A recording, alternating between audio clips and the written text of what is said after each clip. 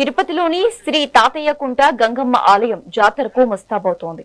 ఇందుకోసం పాలక మండలి సభ్యులు చైర్మన్ మహేష్ యాదవ్ ఆధ్వర్యంలో ఏర్పాట్లను చేస్తున్నారు. కూటమి ప్రభుత్వం అధికారంలోకి వచ్చిన తర్వాత పాలక మండలి చైర్మన్ గా బాధ్యతలు చేపట్టిన మహేష్ యాదవ్ మొదటిసారి గంగమ్మ జాతరను నిర్వహిస్తున్నారు. ఈ నేపథ్యంలో ఎప్పుడూ లేని విధంగా తిరుపతి గంగమ్మ జాతరను ఘనంగా నిర్వహించడానికి అన్ని ఏర్పాట్లు చేస్తున్నామంటున్నారు.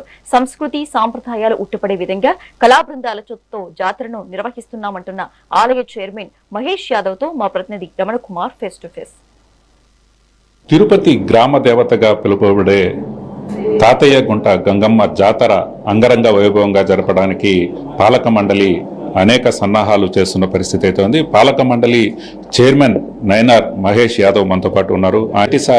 ఈసారి జాతర జై గంగమ్మ తల్లి.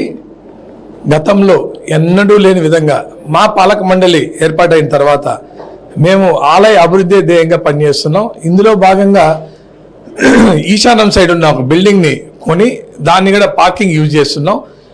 రేపు జరగబోయే వాళ్ళకి సౌకర్యవంతంగా సంతోషంగా సంతృప్తికరంగా దర్శనం చేసుకుని వెళ్ళాలని కూడా మేము తెలియజేసుకుంటున్నాం. ఇప్పటికే మీరు కార్పొరేషన్ అధికారులతో అలాగే ఎస్పీతో కలెక్టర్లతో కూడా సమావేశం నిర్వహించారు.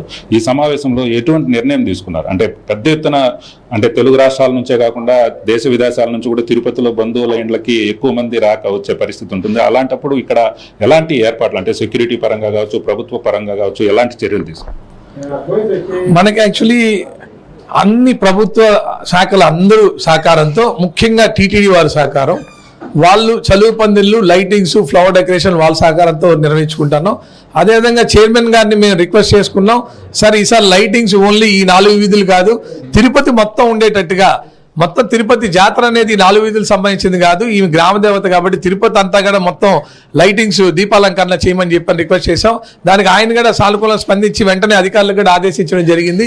ఈసారి లైటింగ్స్ కూడా తిరుపతి మొత్తం కూడా అలంకరణ కూడా సుందరీకరణ చాలా అద్భుతంగా ఉండబోతుంది. అదేవిధంగా మున్సిపల్ కార్పొరేషన్ వాళ్ళు శానిటేషన్ అయితే ఏమి ఇట్లా బయట వాటరు మజ్జిగ స్టాల్స్ ఏర్పాటు చేసి వచ్చే భక్తులందరూ కూడా వాళ్ళు అందజేస్తున్నారు. వాళ్ళ పర్యవేక్షణ కూడా చాలా ముఖ్యం. మాకు ఇక్కడ శానిటేషన్ది ఎవ్రీ సెకండ్ కూడా కింద పడిన ఒక పేపర్ ముక్క కానీ ఒక ఆకు లాస్ట్ ఇయర్ కన్నా ఈసారి చాలా ఎక్కువ చైర్మన్ గారు సహకారంతో ఈసారి తుడా వాళ్ళు కల్చరల్ ప్రోగ్రామ్స్ అన్ని కూడా ఇందిరా మైదానంలో పెట్టడం జరుగుతుంది. ఈ వారం రోజుల పాటు కల్చరల్ ప్రోగ్రామ్స్ అన్ని కూడా వాళ్ళే చూస్తున్నారు. దానికి వాళ్ళు పూర్తి సహకారం అందిస్తున్నారు. చైర్మన్ గారికి కూడా మేము ధన్యవాదాలు తెలియజేస్తున్నాం.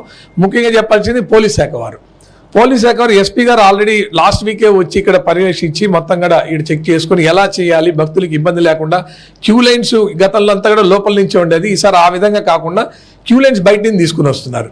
సౌత్ గేట్ నుంచి దర్శనానికి వచ్చే భక్తులంతా కూడా సౌత్ గేట్ నుంచి నేరేలమ్మ గుడి పోస్ట్ ఆఫీస్ వరకు ఆడికెళ్ళి క్యూ లైన్లో దర్శనానికి రావాలి.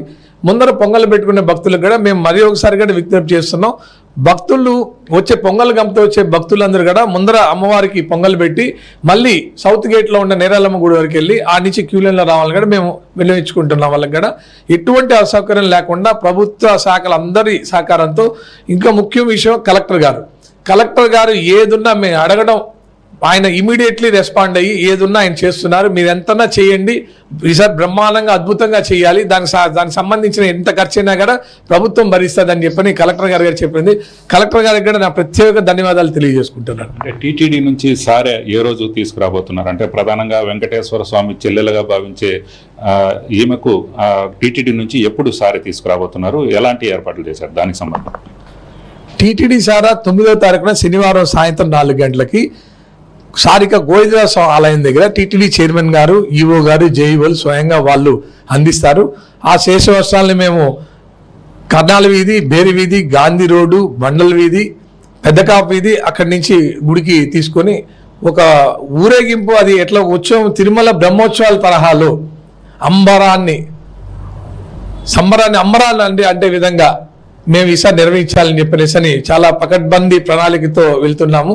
దీంట్లో భాగంగా మేము పూణే నుంచి వాళ్ళ మహారాష్ట్ర నుంచి పూణే బ్యాండు, శ్రీకాకుళం నుంచి తప్పటి గుండ్లు, అరకు నుంచి వాళ్ళు దింసా నృత్యం ఉంది, ట్రైబల్స్ది చాలా అద్భుతంగా ఉంటుంది.